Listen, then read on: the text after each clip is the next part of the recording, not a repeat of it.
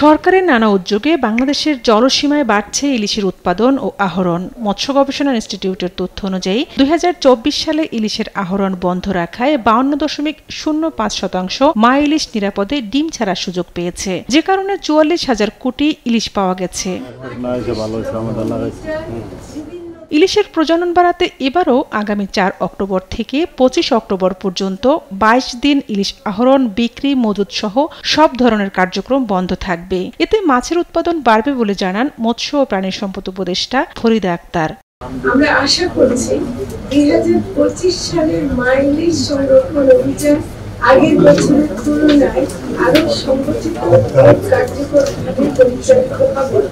যেটা আমরা দেখছি যে এই সময় যে জালের ব্যবহারের উপর বিশেষভাবে নজরদারি করা, বোটগুলোর উপর করে, সেটা আমরা আরেকটু বেশি সংগঠিত করতে।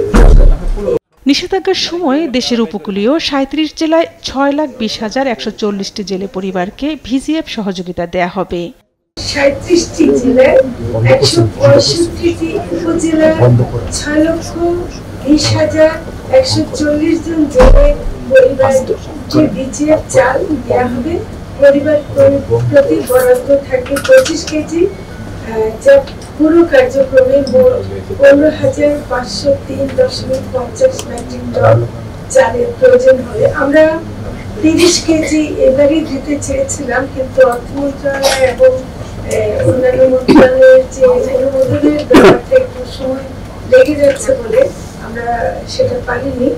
এত উদ্যোগের পরেও বাজারে ইলিশের দাম বাড়তি কেন? সাংবাদিকদের এই প্রশ্নের জবাবে উপদেষ্টা দুঃখ প্রকাশ করে বলেন, সরবরাহ কম থাকায় দামের লাগাম টেনে ধরা যাচ্ছে না। দুঃখ প্রকাশ করছি এবং আমি এখনো বলছি যে আমি ওই কথা থেকে বিন্দুমাত্র সরিনি যে বাংলাদেশের মানুষ ইলিশ খাবে। আমি শুধু তো ঘোষণা দিয়ে দাম কমাতেই পারতাম বা একটা বড় অভিযোগ করে, আর আসলে আপনারা যে কমানোর কথা বলছেন সেটা ঢাকা শহরেই যদি আমরা কমাই তাহলে আপনারা খুশি হয়ে যেতেন, কিন্তু আমার চেষ্টা আমি বিফল বলবো না এই কারণে যে আমরা একেবারেই মাঠ পর্যায়ের তথ্য এনে বলতে পারছি যে কি কি কারণে হচ্ছে না। এদিকে চলতি অর্থ বছরে ১২০০ মেট্রিক টন ইলিশ রপ্তানির অনুমোদন দিয়েছে সরকার।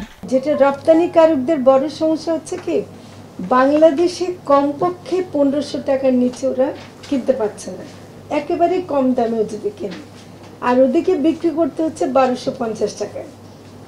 ওদের তো এগুলি পাঠানোর খরচটা উঠছে না, ফলে রপ্তানিকারকরা নিজেরাও পিছিয়ে গেছেন। ঝর্ণা রায়, দেশ টিভি, ঢাকা।